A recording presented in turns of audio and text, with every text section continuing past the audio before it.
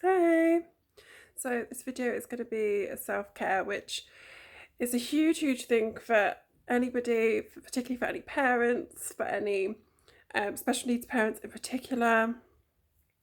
And I think it kind of gets, not misinterpreted, but I think people think that it's maybe, making yourself look immaculate, make sure you've had your nails done, had this, that, and the other. And I think it can actually be a lot more about peace, if that makes sense. Like giving yourself a break and being gentle with yourself, and just kind of thinking, if you've got a day where there's dishes piled in the sink and toys all over the lounge and all those kind of things, it's not the end of the world. You don't need to be hard on yourself all the time. We get so much mum guilt anyway from every angle of life and everybody judging us and everything else, that what goes on behind closed doors, if my house is a tip, it's not the end of the world. And anybody that really matters, if they come out, they're not going to judge you, they're not going to care.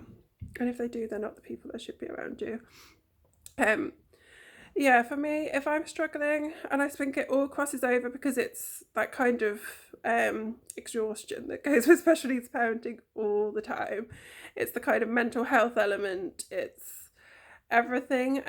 If I'm struggling, the kind of typical self-care that people would kind of think of put extra makeup on, go and get a facial, get your nails done, do your hair, have a bath even.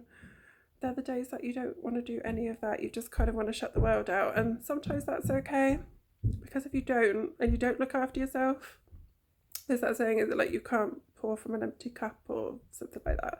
But it essentially means you have to look after yourself to be able to look after your child. And you have to be yourself, because I think that's a huge thing as well. But you get so lost in being the best parent that you can be, of being an advocate every second of the day, of everything else, that you don't remember that you're important too. And you really are, because a happy parent is a happy child at the end of the day. If you're not happy with yourself, then your child's not going to be happy either. And also, of course, it comes into burnout, which I do experience probably like every 4 months, 6 months. No, 6 months is pushing it. Probably 3-4 months, you get to that point where, and it's not even a mental, well, it's probably a crossover of mental and physical, but you get to that point where you cannot physically get out of bed and you can't stand up and you can't function, and you have a day or two just completely shut off with the world. And I tend to at that point just have to get my mum to have the kids, and I just have like 2 days in bed, and then by the end of that second day you kind of bounce back because you have to and you've got no choice. But it happens, and if you don't take care of yourself as much as you possibly can, then that hits you, and it hits you like a truck, and then you get rolled back into the same lava of the guilt and everything else, that you should be there having your kids and you should be functioning and you shouldn't be having to cancel work and everything else. But that balance it's difficult to get that balance right, of making time for everything, making sure that it's kind of it's impossible, because obviously if you've got a child with additional needs and then you've got a neurotypical child as well, it is so difficult to get that balance right, to make sure that they feel like they're treated equally, they feel like they don't miss out on anything, they feel like, I try to make sure that my daughter gets to go do everything that she wants to do, but at the same time it not affect Jaden in a negative way. Like all those kind of balances is difficult enough, and then you've got to juggle school and all the school commitments, you've got work, you've got, I'd say, social life. I don't have a social life, so that's fine. Just forget that one, because that's too hard to squeeze in. But we do something every weekend. We're not kind of like sat in the house. Well, we never really have a date, just sat in the house. We always do something.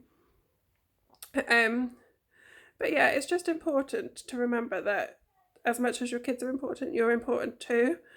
And that kind of guilt of kind of like you spend every penny that you have on your kids, but heaven forbid you should spend 20 quid on yourself and you feel awful for it. So it all kind of comes back to, if you look after yourself first, then your kids are going to have that happier mum, and that at the end of the day is going to make a happier child. I definitely believe that. But I think as well, don't be scared to ask for help, which I'm still not the best at that. I try, but it's difficult. It's not easy to kind of admit that you need any kind of help, whether that's friends and family helping out around the house, having your kids for you, anything like that, all the way through to I self-referred into social services in the summer, and that was pointless. There was no point doing that because they came round and went, yeah, you seem to be coping, we're signing you off. And I'm like, I self-referred myself in, surely you meant to do something, but apparently I'm doing fine.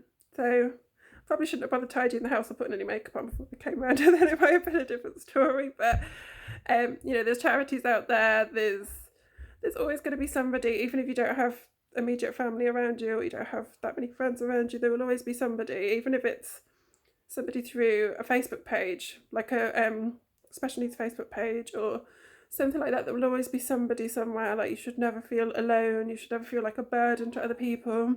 There will always be somebody that's willing to, and hope, will be happy to help you. So that's the biggest lesson to learn, is not to kind of try and do everything yourself, because I know, especially me, I'm like the biggest control freak when it comes to the kids. Well, like most areas in life, but particularly the kids, when it comes to like letting anybody else look after them, any of those kind of things. Like, I do really struggle with that because I like things done my way. But if you don't ever give yourself a break, then you have a breakdown. It's that simple. Like, at some point you have to have a break, even if it is just a day in bed shutting the world out. And I think as well, obviously with special needs parenting, you do get those grief cycles, and you will find like every now and then everything just feels desperate. You feel like you're not going to be able to carry on. You feel like everything's falling apart, like you're not good enough. You can't see it ever getting better, which I think is the biggest thing. From a couple of years ago to now, even, like, it does get easier. I don't know if it does get easier or if you get tougher, but either way, you find it easier. So I find it easier now than maybe a couple of years ago. I don't fall apart quite so often. I cope better in public, which is obviously a huge thing. Not just in terms of like putting a front on in public, but in terms of not caring. You have to have that no fucks given attitude, because if you don't, you will crumble. If Jaden's having a meltdown in the middle of the street, in the middle of a pub, in a shop, whatever else, I don't care. Whereas a couple of years ago, I would have been mortified. I found it really difficult to have people staring, all those kind of things. The thicker skin, it takes time, it really, really does, but it changes everything, because you learn to kind of realise what's important, what's worth your energy. And that comes into everything, because obviously like what friendships are and like things like that, because you will find even the most well-meaning of friends, some people just drag you down. And as horrible as that sounds, if people are just generally negative people, like, I would say I've turned my life around in the last couple of years and have tried to become like a much more positive person. So if you're around people that are always negative, not necessarily negative towards you or negative about you, but negative in general, negative energy only breeds negative energy. I'm not spiritual or anything like that, but I just believe that if you surround yourself by positive, uplifting people, and you try and always be positive about things, then it really can change your life, and it can give you like a much better outlook on life. And to always kind of, even with obviously like Jaden's additional needs and anything like that, I've been called negative so many times in the past about it. But I'm not negative, I'm realistic. And I would always say, there's a million billion people in a worse off position than I am. And I will always say that, I'm not a pity party person or anything like that. I try to just get on with it. You obviously have days where it hits you and days where it's difficult, but in general, I try my best to be positive, because I think, well, what else do you do? Because if you're just negative all the time, then it doesn't get you anywhere. It doesn't help anything. The more positive that you can be, the more positive your life becomes. So yeah, I hope you kind of find this useful, and speak to you all soon. Bye.